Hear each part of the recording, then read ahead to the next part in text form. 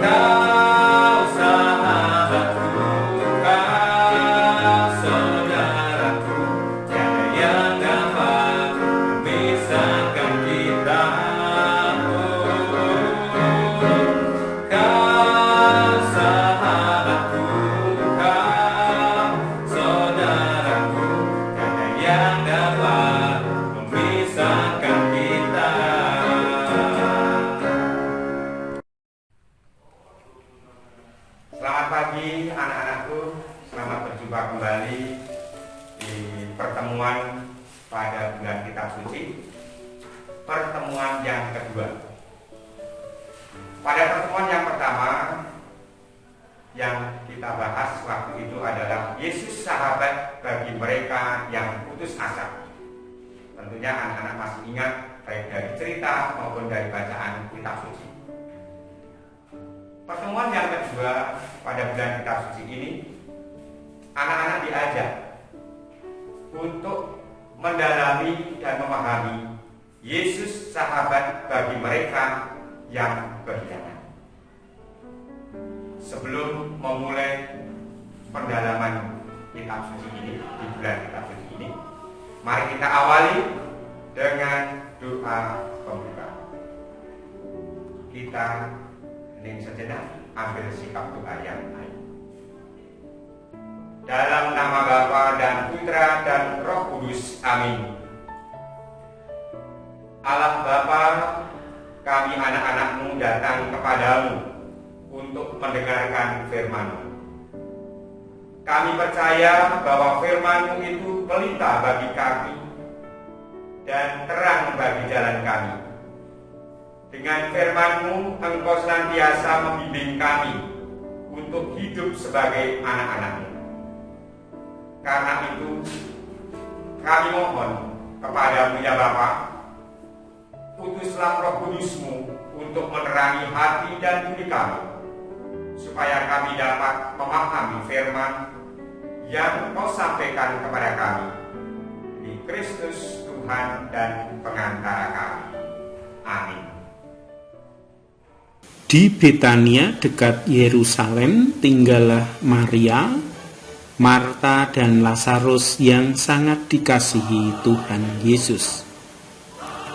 Lazarus dalam kondisi sakit. Marta dan Maria mengirim utusan mengabarkan kepada Yesus bahwa Lazarus sedang sakit. Yesus mengatakan kepada utusan itu bahwa penyakitnya tidak akan membawa kematian, namun akan menyatakan kemuliaan Allah.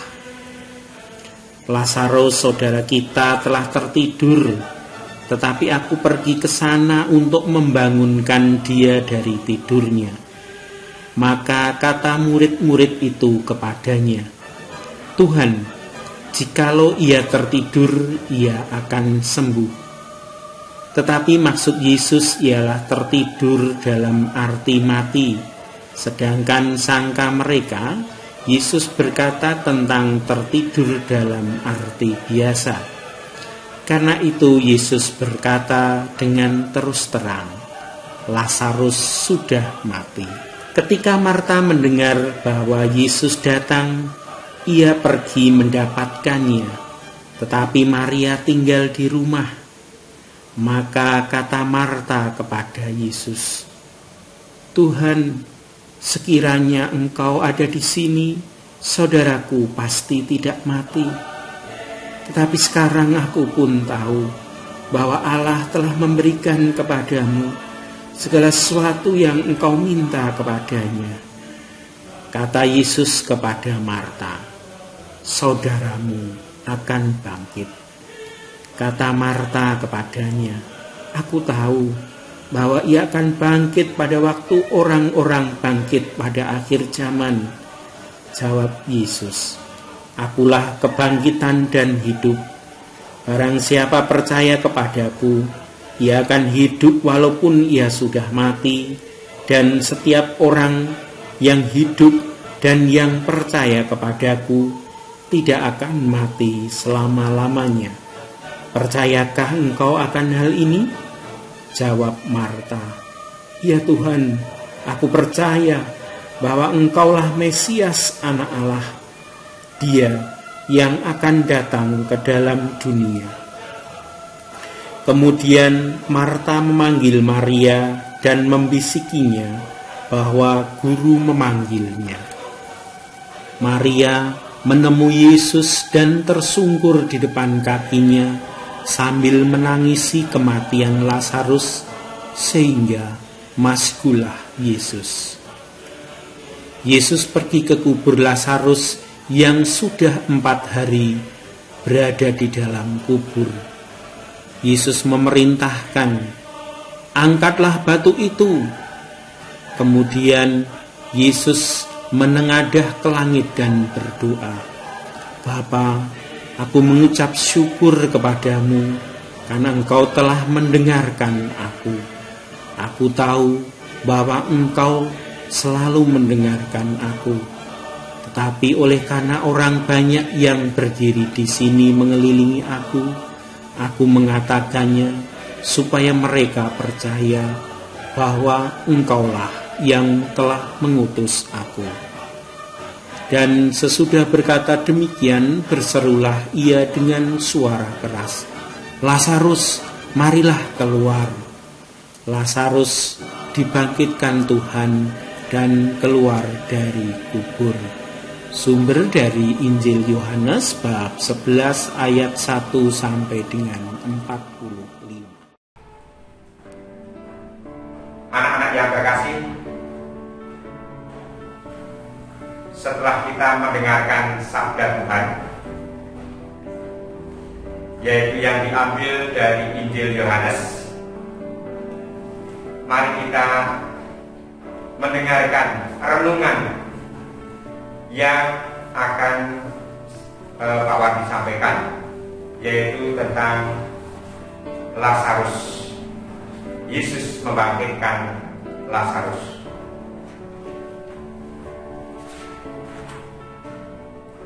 Dari bacaan Injil Yohanes, bahwa dari cerita ini dapat ditarik beberapa butir kesimpulan dalam kehidupan kita. Yang pertama, penyakit itu merupakan atau pernyataan atau menyatakan kemuliaan Allah.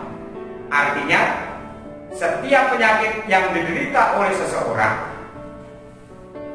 pastilah Tuhan mengetahui dan ada maksud dan manfaatnya bagi diri sendiri, dan karena itu bagi kemuliaan Tuhan. Anak-anakku yang terkasih, dalam banyak hal penyakit tentunya kita hindari, khususnya sudah 2 tahun ini adalah penyakit yang luar biasa, yaitu apa? Virus corona. Kita tentunya akan hindari semua itu. Kita berdoa dan berusaha agar kita tetap sehat dan jangan jatuh sakit. Tetapi bila penyakit itu datang, pasti ada maksud Tuhan bagi hidup kita, sama halnya dengan penderitaan ketika Lazarus atau keluarga Lazarus yang ditinggal Lazarus untuk menuju pada arah yaitu meninggal. Tentunya ini semua tidak hanya sekedar penyakit yang ada. Banyak sekali di dalam tubuh kita juga mengandung penyakit. Penyakit itu tidak lain adalah dosa-dosa kita. Tetapi bila dalam penderitaan itu datang menimpa hidup kita, baik itu karena ulah kita sendiri maupun karena ulah orang lain, pastilah Tuhan mempunyai tujuan atau maksud tertentu. Ada ungkapan, Tuhan tidak akan memberikan cobaan yang melampaui kemampuan kita. Tentunya dalam keluarga Lazarus itu inti yang kedua adalah merasa kehilangan dan menangis atas kematian seorang yang kita kasihi adalah suatu kewajaran manusiawi. Namun di tengah suasana ini janganlah berputus asa. Kita selalu berpengharapan bahwa ada masa depan. Memang pada zaman sekarang ini tidak mungkin mengharapkan banyak bangkitnya seseorang dari orang yang sudah mati. Namun hal yang pasti ialah pengharapan di tengah kenyataan kematian. Ada kehidupan bila membawa segala keluh kesah dan pergumulan ini kepada Tuhan. Inti yang ketiga dalam bacaan yaitu bahwa peran perempuan untuk kehidupan sangatlah signifikan. Artinya, meski keberadaan dua perempuan di sini adalah suatu kebetulan, namun tercatat dua nama yang menyatakan bahwa peran perempuan dalam hal perhatian dan pengharapan akan kehidupan dalam tangan Tuhan sangatlah berarti. Bahkan mereka berhasil menggugah rasa kedekatannya Yesus dengan keluarga mereka. Perilaku mereka ini adalah tulus, bukan dibuat-buat, bukan untuk mencari atau mencari muka terutama agar dapat mendapatkan perhatian, bukan. Tetapi persekutuan dan kedekatan yang sudah terjalin dan berkelanjutan menjadi dasar dari pengharapan mereka akan kehidupan dari Tuhan Yesus sendiri. Peristiwa yang keempat adalah tentang kematian. Kematian seseorang bukanlah akhir dari segala perjuangan orang beriman. Sebab kita mempunyai Tuhan Yesus yang adalah kebangkitan dan hidup. Barang siapa yang percaya kepadanya, ia akan hidup walaupun sudah mati. Mari kita kutip juga pengakuan iman dan yang biasanya kita ucapkan dalam ibadah Ekaristi atau pada misa atau pada perayaan Ekaristi tentang aku percaya akan Roh Kudus, gereja yang kudus, persekutuan para kudus, pengampunan dosa, kebangkitan badan dan kehidupan kekal. Nah, inilah dari refleksi 4 butir, mulai dari penderitaan, peran yaitu tentang kematian, peran perempuan, dan yang keempat adalah hal kepercayaan akan Tuhan. Maka dari keempat butir ini menjadi bahan permenungan pada pertemuan yang kedua ini, yang intinya penyakit dan kematian bukanlah kata akhir dari kehidupan ini. Di zaman yang makin canggih ini, belum semua orang memandang dan menjadi bagian hidupnya serta kelakuan sehari-harinya tentang hidup kita. Hidup adalah suatu perjuangan yang harus dimaknai dengan hal-hal yang benar, adil, jujur, baik, dan bermartabat. Anak-anakku yang terkasih, dari renungan ini tadi, maka kita akan mengambil pesan bahwa Tuhan Yesus sangat mengasihi Lazarus dan keluarganya. Lazarus yang sakit kemudian meninggal dunia. Tuhan Yesus lalu datang ke makam dan membangkitkan Lazarus yang sudah meninggal itu. Sepertinya Tuhan Yesus mengasihi keluarga Lazarus. Tuhan Yesus juga mengasihi keluarga kita. Nah, kalau Tuhan Yesus mengasihi adik-adik atau anak-anak semuanya dan mengasihi keluarga anak-anak, maka anak-anak sendiri juga harus mengasihi orang itu atau orang tua, kakak, adik, keluarga, dan masing-masing. Untuk itu, mari kita berbuat apa yang disampaikan oleh Yesus kepada keluarga Lazarus melalui permenungan ini. Kita mulai mempunyai aksi.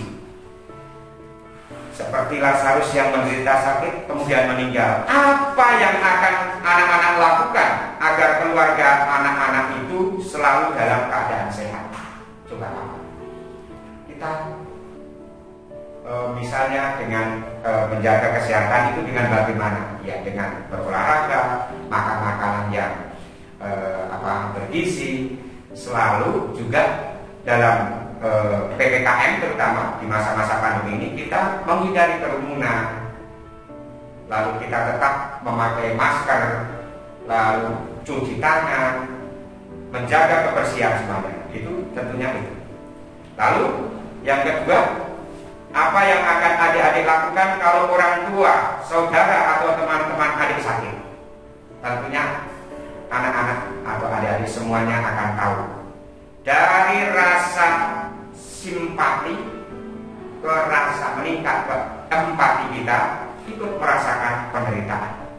Oleh karena itu, coba kita lihat sekeliling anak-anak, apakah saudara, keluarga, adik-adik, kakak yang sedang sakit, apa yang diperbuatnya. Tentunya semua ini adalah untuk aksi bagaimana kita mewujudkan segala sesuatunya dengan baik. Demikian anak-anak renungan pada pertemuan yang kedua ini. Semoga bermanfaat untuk diri kita, keluarga kita, dan sesama kita, sehingga saling mendukung. Jika ada kelemahan-kelemahan, janganlah kita ungkit-ungkit, tetapi harus kita mendorong, memberikan semangat kepada orang yang sedang menderita. Demikian anak-anak, semoga permenungan ini bermanfaat bagi kita semua. Amin. Doa permohonan bagi orang tua kita. Yesusku, terima kasih Engkau memberi aku ayah dan ibu yang baik, yang dengan sabar mendidik dan membesarkan aku. Mereka sangat menyayangi aku. Aku mohon, berkatilah mereka dalam usaha mencukupi kebutuhan kami, baik jasmani maupun rohani. Bimbinglah mereka dengan kekuatan Roh Kudus-Mu. Terangilah jalan hidup mereka, sehingga mereka selalu berada di jalan-Mu, jalan kehidupan kekal. Jauhkan mereka dari sakit dan penyakit, lindungilah mereka dari kejahatan dan kecelakaan. Hiburlah mereka di saat susah, dan kuatkanlah harapan mereka dalam penderitaan. Semoga kami sekeluarga tetap bersatu dalam cinta kasih-Mu yang abadi. Bagi saudara-saudara kita, Ya Allah Bapa yang Maha Baik, terima kasih karena Engkau telah mengutus Tuhan Yesus menjadi sahabat-sahabat kami. Ia selalu menemaniku, dan terima kasih juga atas Roh Kudus yang Kau utus untuk membimbingku. Bapa, berkatilah dan lindungilah orang tuaku, pengasuhku, guru-guruku, saudara-saudara, dan teman-temanku. Semoga hari ini aku setia mendengarkan bisikan Roh Kudus-Mu. Bantulah mereka yang sedang bersusah hati, sakit, dan menderita. Aku mohon bimbingan-Mu ya Tuhan, supaya hari ini aku selalu berlaku baik dan mengerjakan tugas dengan baik. Ya Bapa, utuslah Santo Santa pelindungku, para malaikat pelindung, dan Bunda Maria sendiri, supaya mendampingi aku dan saudara-saudaraku sepanjang hari ini. Ini semua kami mohon dengan pengantaraan Yesus Tuhanku. Amin. Baiklah anak-anak, kita tutup pendalaman kitab suci pada hari ini, pertemuan yang kedua, dengan lagu penutup yang berjudul Terima Kasih Seribu.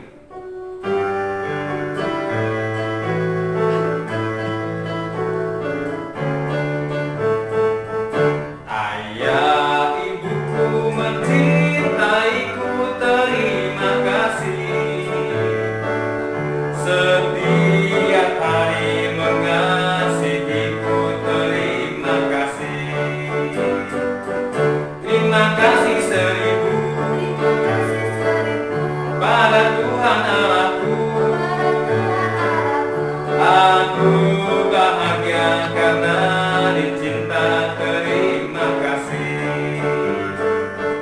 Teman-temanku selalu baik, terima kasih. Kami gembira selalu bersama, terima kasih. Terima kasih seribu pada Tuhan Allahku.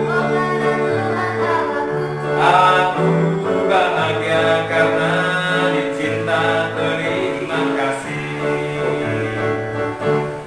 Tuhan Allahku memberi berkat, terima kasih. Alam yang indah diberikannya, terima kasih. Terima kasih seribu pada Tuhan Allahku. Aku bahagia karena